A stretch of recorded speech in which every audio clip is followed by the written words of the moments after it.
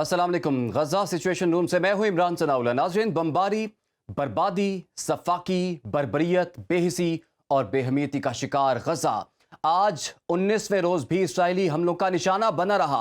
सुनसान गलियों में मलबे की धूल और इंसानी जिस्मों के जलने की बू छाई रही। 700 से ज्यादा मजीद हलाकतों पर अस्पतालों के सहन लाशों से भर गए, कफन कम पड़ गए। मुसलसल बमबारी से शहर में सन्नाटे का राज है, गलियां वीरान हैं, मकान बचा है और ना कोई मकीन। बिजली की बंदिश और ईंधन की सख्त नाकाबंदी का भी सामना है।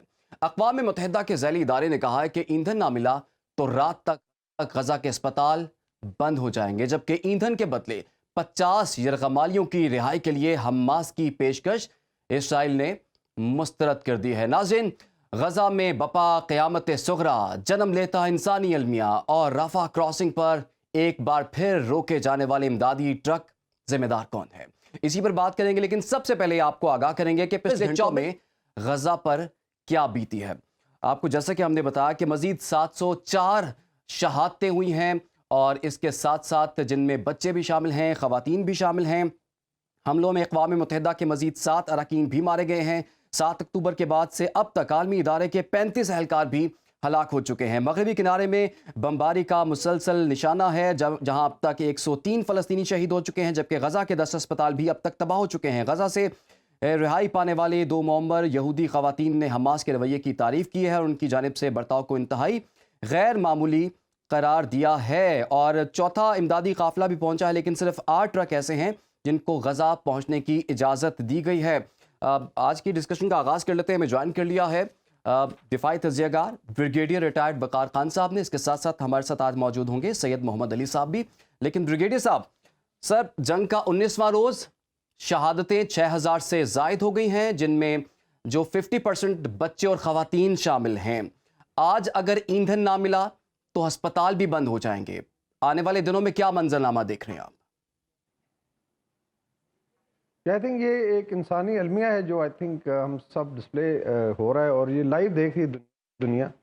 और बेहिसी की आई वुड से इंतहा है कि इंटरनेशनल कम्युनिटी जो बड़े चैम्पियंस बनते हैं ह्यूमन राइट्स पे और छोटी छोटी चीज़ों पे इतना वावेला करते हैं, उनको शायद ये कटी हुई लाशें और इनक्यूबेटर्स में बच्चे हैं जो सफोकेट हो रहे हैं। और एक डॉक्टर ने कहा जी कि आप बेसिकली जेनोसाइड कर रहे हैं बच्चों का, मेनली आप मर्डर ऑफिशियली जो इसराइल कर रहा है।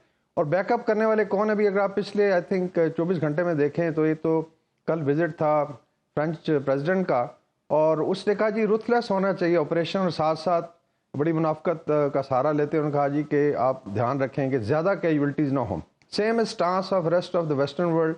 आज एक और मैं चीज़ देख रहा था, जो इंडियन एम्बेसडर है यूनाइटेड नेशन उनका नुमाइंदा है, उसने भी कहा जी कि हमें बड़ा फ़ख्र है कि हमने इसराइल को सपोर्ट किया है। हाँ, हमें लेट्स इंसानी जानों के ज़िया का जो है बड़ा अफसोस है। और वो जो हॉस्पिटल पे अटैक हुआ था उसको भी कह रहे हैं कि एक धमाका हुआ था। तो इट मीन्स के western media, western political leadership और इंडियन मीडिया और उनकी लीडरशिप बिल्कुल यूनाइटेड हैं। और दूसरी तरफ आई थिंक जो स्टांस है, चाहे डेवलपिंग वर्ल्ड है या इस्लामिक वर्ल्ड है, उसमें आई थिंक बहुत ज़्यादा करने की ज़रूरत है। इसी तरह अभी टर्की से काफ़ी रिएक्शन आया। थिंक टर्किश पार्लियामेंट ने भी कहा कि जी आप हमास को कहते हैं कि सटैस ऑर्गेनाइजेशन बेसिकली आज़ादी की लड़ाई लड़ रही है। और प्रेसिडेंट तैयब एर्दोगान ने भी आई थिंक बड़ा सख्त स्टेटमेंट दिया फॉर द यूएन कि अगर UN security council general assembly नहीं कर सकती तो फिर इस ऑर्गेनाइजेशन का क्या फायदा। इसके अलावा आपने बड़ा हम आपने पॉइंट उठाया यूएन में, और हम देख रहे हैं कि अब क्लियर डिवाइड हमें नजर आ रहा है कि मजलूम कौन है और जालिम के साथ साथ कौन है। ब्रिगेडियर साहब, अगर हम देखें इस मैप को जो हम स्क्रीन पर दिखा रहे हैं, इसमें अगर थोड़ा सा आप हमें बता सकें ब्रीफली कि इसमें अगर जंग बढ़ती है, और कहा तो यही जा रहा है कि इसके चांसेस भी हैं कि मिनी वर्ल्ड वॉर 3 जो है वो होने जा रही है। अगर जंग बढ़ती है तो फिर क्या मंजरनामा होगा इस पूरे खित्ते का? सर, आई थिंक इसमें टर्किश प्रेसिडेंट ने भी यही बात की जो हम अभी करने जा रहे हैं कि यू हैव 2 चॉइसेस, या तो अमन है या फिर आप एक वर्ल्ड वॉर 3 की तरफ जा रहे हैं। अगर इसमें देखें मैप में बेसिकली ये मिडल ईस्ट और नॉर्थ अफ्रीका और लेट्स से साउथ एशिया का नक्शा है। इसमें कुछ तो फोर्सेज जो ऑलरेडी ऑन ग्राउंड मौजूद हैं, लाइक रशियन, अगर आप टॉप पे देखें एक बहुत बड़ा फ्लीट है जो तरतस बेस है सीरिया में, वो ऑलरेडी मेडिटेरेनियन में है। अभी अमेरिका ने कुछ उनके अड्डे जो आपको नज़र आ रहे हैं रेड सर्कल्स में, वहाँ ऑलरेडी उनकी फोर्सेज डिप्लॉयड। लेकिन इसके अलावा जो भी मूवमेंट हुई है, एक तो थर्ड वेपन सिस्टम है, basically it's terminal high altitude air defence system है, 200 किलोमीटर की रेंज, और मेनली ये against any missile which can either target the American interests یا اسرائیل کو. تو اس کے لیے بے شمار بیٹریاں انہوں نے روانہ کی ہیں. اس کے ساتھ ساتھ جو U S S Gerald Ford ایئر کرافٹ کیریئر گروپ پہ ایک ٹاسک فورس ہے وہ آلریڈی ڈپلائڈ ہے اور دوسری پیچھے پیچھے آ رہی ہے. تو میڈیٹرینین میں آپ دیکھیں تو اتنی کنسنٹریشن ہے کہ میرے خیال ہر کلومیٹر پہ کوئی نہ کوئی شپ یا سب مرین اس وقت موجود ہے. اس طرح آپ اگر انڈین اوشن میں آ جائیں تو یہاں پہ چائنیز نیوی جو ہم نے کل بات کی 6 ان کے آئی تھنک ڈسٹرائرز اور میزائل کیریئرز یہاں پہ موجود ہیں. And basically they are to protect the Chinese interest because ابھی لگ رہا ہے کہ شاید ابھی جو سی لائنز آف کمیونیکیشن سے چوک ہونا شروع ہو جائے. پھر ایک اور ڈیولپمنٹ جو آسٹریلیا نے ایک ٹاسک فورس روانہ کی ہے اور کہہ رہے ہیں جی ہمیں پتہ نہیں ڈیسٹینیشن کیا ہے لیکن اس کے ویکٹرز بتا رہے ہیں کہ مڈل ایسٹ ہی ہے جو آپ کو نیچے نظر آ رہا ہوگا. اس میں ایئر کرافٹس بھی ہیں اور شاید ان کی نیوی بھی اس میں حصہ لے. نیوی کے بھی کنفرمیشن یہ فاکس نیوز نے بتایا ہے. پھر آ جاتے ہیں جو چائنیز بیسز ہیں ان لیٹ سے جبوتی میں ہے وہ ایکٹیویٹ ہو رہا ہے. ٹرکش نیوی آلریڈی ان کے بیسز ہیں ازمیر وغیرہ میں میڈیٹرینین میں وہ بھی باہر آ گئی ہے. And mainly they wanted to signal کہ فلسطینیوں کی مدد کے لیے ہم لوگ آئیں گے. سو آل ٹولڈ بالکل ہم دیکھ بھی رہے ہیں اور جیسے کہ آپ بتا بھی رہے ہیں بریگیڈیئر صاحب بڑے زبردست انداز میں آپ نے بتایا کہ جنگ جو ہے وہ مزید پھیلنے کا خدشہ ہے اور یہاں پر بڑی غیر معمولی ہمیں موومنٹس بھی نظر آ رہی ہیں. لیکن دنیا بھر سے رد عمل بھی شامل کر لیتے ہیں. سلامتی کونسل نے کہا ہے کہ اسرائیل نے ایک بار پھر سلامتی کونسل ممالک کی جنگ بندی کی اپیل کو مسترد کر دیا ہے. اجلاس کی ناکامی پر عرب ممالک نے افسوس کا اظہار کیا ہے. پاکستان کی جانب سے بھی آپ کو بتائیں کہ army chief general Syed Asim Munir نے اظہار یکجہتی کے لیے فلسطینی سفارت خانے کا دورہ کیا. دوسری جانب سلامتی کونسل اجلاس میں مستقل مندوب منیر اکرم نے خبردار کیا کہ قابض علاقوں میں اسرائیلی کارروائیاں خطرناک تنازع کی صورت اختیار کر سکتی ہیں. مسئلے کے حل کے لیے اقوام متحدہ اپنا کردار ادا کرے. امریکہ کی غزہ میں قید 200 یرغمالیوں کو رہا کرانے کی کوششیں بھی سائیڈ لائن پر جاری ہیں. امریکی حکام نے اسرائیل کو تجویز دی ہے کہ غزہ پر زمینی حملے کا ارادہ ترک کر دیا جائے. روس کی جانب سے بھی بیانات سامنے آ رہے ہیں. روس نے ایک بار پھر سلامتی کونسل میں جنگ بندی کا مطالبہ کیا ہے. اسی طرح سے سعودی عرب کے ولی عہد محمد بن سلمان کا رابطہ ہوا امریکی صدر سے اور صورتحال کو کنٹرول کرنے کے لیے بات ہو رہی ہے. سید محمد علی صاحب اس وقت کیا صورتحال آپ کو نظر آ رہی ہے؟ دنیا کے جو بڑے پلیئرز ہیں وہ بھی میدان میں ہیں. اسرائیل بھی روزانہ کی بنیاد پر 24 کروڑ 60 لاکھ ڈالرز اس جنگ پہ خرچ کر رہا ہے. اسرائیل تو خرچ کر رہا ہے, حماس کے پاس تو کھانے کے لیے کچھ نہیں ہے اور فلسطینیوں کے پاس کھانے پینے کے لیے کچھ نہیں ہے. تو یہ سر معاملہ کیسے آگے بڑھے گا اور جنگ اگر پھیل گئی تو پھر کیا ہوگا؟ بہت شکریہ جی. دیکھیں اس جنگ کو سمجھنے کے 2 انداز فکر ہو سکتے ہیں. ایک تو یہ کہ جو اسرائیل کا پوائنٹ آف ویو ہے کہ کیا یہ ایک طاقتور اور کمزور گروپ کے درمیان جنگ ہے یا یہ ایک ظالم اور مظلوم کے درمیان جنگ ہے. تو اس کو دیکھنے کے 2 انداز ہو سکتے ہیں. لیکن آج کی جو ایک گلوبلائز ورلڈ ہے جس میں بہت سی ڈومینز میں ریاستوں اور سوسائٹیز کا آپس میں ایک چولی دامن کا ساتھ ہے, انٹر ڈیپینڈنس ہے, تو بنیادی طور پہ جو آپ کے سوال کا مختصراً جواب ہے وہ یہ ہے کہ اس جنگ کا جس طرح یوکرین کی وار بھی تھی تو اس کے اثرات جو ہے دنیا کی فوڈ سیکیورٹی پہ, انرجی سیکیورٹی پہ اور پولرائزیشن آف ورلڈ آرڈر پہ تو پڑے تھے. تو اسی طرح اس جنگ کے جو اثرات ہیں وہ یوکرین جنگ کے مقابلے میں اگر ہم کمپیئر کریں تو زیادہ تیزی سے اور زیادہ گہرے انداز میں پوری دنیا پہ آلریڈی نظر آ رہے ہیں. یوکرین وار کو آپ دیکھیں, کمپیئر کر لیتے ہیں, تقریباً 1.5 سال سے زیادہ کا عرصہ ہو چکا ہے. ادھر تو ابھی تیسرا ہفتہ بھی مکمل نہیں ہوا ہے.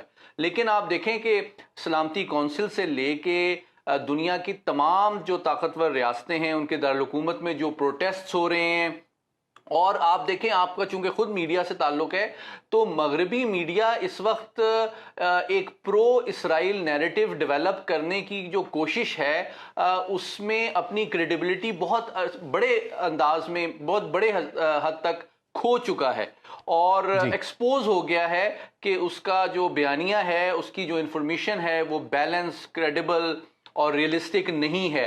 اور جو مسلم دنیا ہے اور جو سینٹیمنٹ ہے ڈیولپنگ ورلڈ کا, میں سمجھتا ہوں اس کا کافی زیادہ اثر اب بتدریج ان مغربی طاقتوں پہ بھی ہو رہا ہے جو کہ اس کو انڈر ایسٹیمیٹ کر رہی تھیں انیشلی, اور ان کا خیال تھا کہ اسرائیل بہت جلد ایک ڈیسائسو وکٹری حاصل کر لے گا، لیکن اب ان کو بھی یہ اندازہ ہو رہا ہے کہ ابھی تک ان کے اعلان کے باوجود، حالانکہ اسرائیل کے وزیر دفاع نے کافی دن ہو چکے ہیں، آلموسٹ ہفتہ ہو چکا ہے جو لینڈ انویژن کی بات کی تھی، لیکن ان کو اندازہ ہو رہا ہے کہ نہ تو وہ ملیٹریلی بہت جلدی کامیاب ہو سکیں گے، بلکہ اس کی جو کاسٹ اور امپلیکیشن ہے وہ نہ صرف اسرائیل بلکہ اسرائیل کے جو حلیف ممالک ہیں، امریکہ، برطانیہ، فرانس، جرمنی، بھارت اور جاپان، ان کے اوپر بھی بتدریج پڑنا شروع ہوگی۔ ابھی جو لیٹسٹ اطلاع آئی ہے آپ کے سامنے رکھتا چلوں کہ تقریباً آدھا گھنٹہ پہلے جو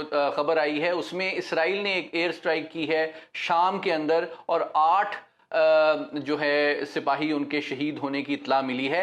تو اسرائیل بھی جو ہے جو آپریشنز بیونڈ غزہ کر رہا ہے اس کو سمجھنا بہت ضروری اس لیے ہے کہ ساتھ ہی ساتھ غزہ میں جو وہ مسلسل بمباری کر رہا ہے، اس کے ساتھ ہی ساتھ وہ اس کے کئی آپریشنز جو ہیں ویسٹ بینک میں بھی چل رہے ہیں، ساتھ ہی ساتھ 40 شہادتیں جو ہیں حزب اللہ کی ہو چکی ہیں لبنان بارڈر کے اوپر، اور اس کے ساتھ ہی ساتھ وہ شام اور عراق پہ بھی یعنی کہ روزانہ بارڈرنگ کنٹریز پر بھی اب یہ معاملہ پھیلتا ہوا دکھائی دے رہا ہے، اور لگتا یوں ہی ہے کہ نیبرنگ کنٹریز بھی اس پہ شامل ہو سکتے ہیں۔ بریگیڈیئر صاحب، اب اطلاعات یہی ہیں کہ اسرائیل نے ہزاروں پمفلٹس پھینکے ہیں فلسطین میں، غزہ میں، اور فلسطینیوں سے اس نے مدد کی اپیل کر دی ہے کہ جی آپ اگر وہ جو جتنے مغوی ہیں 200 یا 200 سے زائد، ان کو چھڑانے میں، ان کا پتہ بتانے میں ہماری مدد کریں، ہم آپ کی حفاظت بھی کریں گے، آپ کو انعام بھی دیں گے۔ دوسری جانب اسرائیلی وزیر اعظم جو ہیں وہ پوری یورپی قیادت کو خوف میں مبتلا کر رہے ہیں، خوف بیچ رہے ہیں، اور ان کو یہ کنونس کرنے کی کوشش کر رہے ہیں کہ جو حماس ہے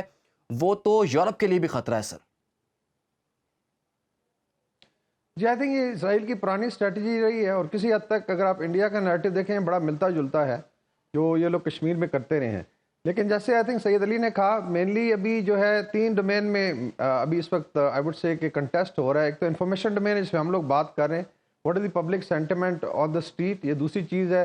لائک عرب اسٹریٹ میں آپ دیکھیں تو بڑا ہجان ہے، مصر میں، جارڈن میں، ملیشیا میں آئی مسڈ اٹ کہ آئی تھنک جو ان کے پرائم منسٹر ہیں ابراہیم جو ہیں وہ خود شامل ہوئے، آئی تھنک آج یا کل پروٹیسٹ تھا۔ And then South East Asia ہے، دین اگر آپ یورپ امریکہ میں دیکھیں تو وہاں بھی ایک بڑا ایشو بنا ہوا ہے، بیکاز اگلے سال الیکشن بھی ہیں کئی ملکوں میں، کہ وہاں پہ public stand, because demographically I think Muslim diaspora ابھی کافی اسٹینڈ گین کر چکا ہے۔ تو اسرائیل کا یہ جو نیریٹو ہے، اور یہ پیمفلٹ وغیرہ یہ بڑا پرانا طریقہ تھا، آئی تھنک یہ آپ کہہ لیں کہ 70s 80s کی اس وقت دہائی میں تو شاید یہ چل جاتا تھا۔ ابھی ایک تو سوشل میڈیا کا دور ہے، you are seeing live pictures of what is happening, اور وہ کوئی ماننے کو تیار نہیں ہے۔ ویسٹ کی ہردرمی یہی ہے کہ some how because of Jewish lobby, اور جو زائنسٹ آئی وڈ سے انگریس ہے یا پنجے ہیں ان کے اتنے گہرے ہیں ویسٹرن کنٹریز میں، کہ ایٹ ٹائم لائک آپ نے دیکھا ہوگا کہ اسرائیلی جو مندوب تھا یو این میں، اس نے اوپنلی تھریٹ کیا یو این سیکرٹری جنرل کو، یہ فرسٹ ٹائم ہوا کہ تم ریزائن کرو، اتنی اونچی آواز میں بدتمیزی سے اس نے کہا۔ پرابلی دے تھنک کہ ان کی جو ایروگنس ہے وہ سٹل قائم ہے، اور دنیا جو ہے یہ برو بیٹ کر کے اس سے کام لے لیں گے، لیکن I think they have lost the information war very badly.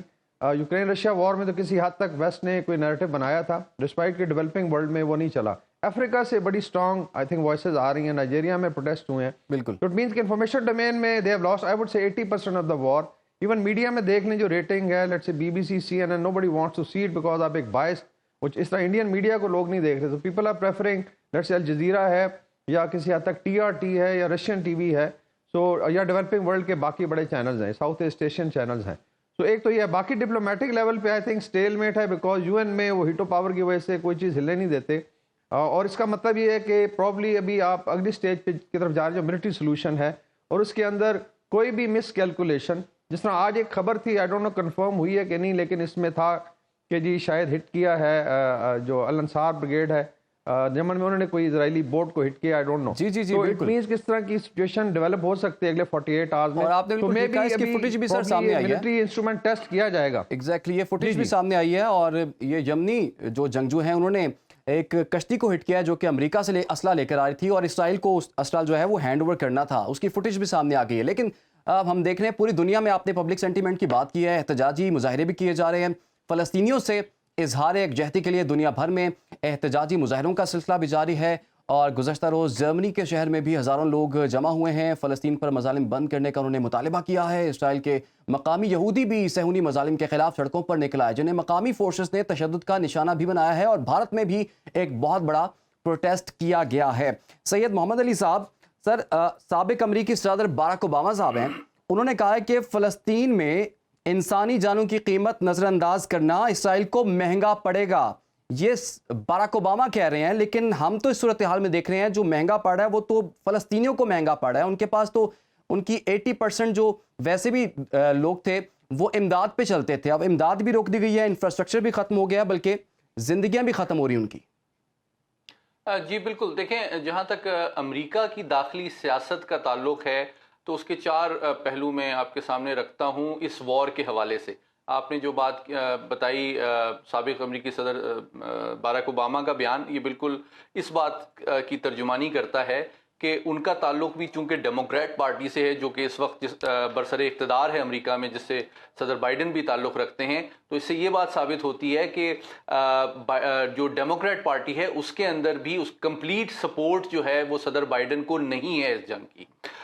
اس کا ایک اور ثبوت یہ ہے کہ تقریباً 15 US کانگریس مین ایسے ہیں جن کا ڈیموکریٹ سے بھی تعلق ہے، ریپبلکن سے بھی تعلق ہے، وہ ایک قرارداد پہ بھی کام کر رہے ہیں US کانگریس میں لانے کے لیے کہ جو جنگ بندی پہ زور دے رہی ہے.